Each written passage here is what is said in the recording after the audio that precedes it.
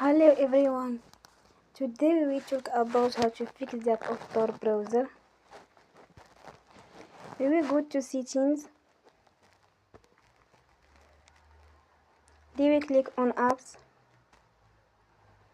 After that you will search the App Store browser and you will click. Then you will on force stop.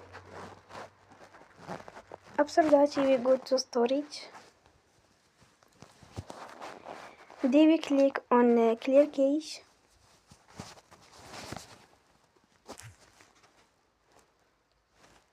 You will go to Play Store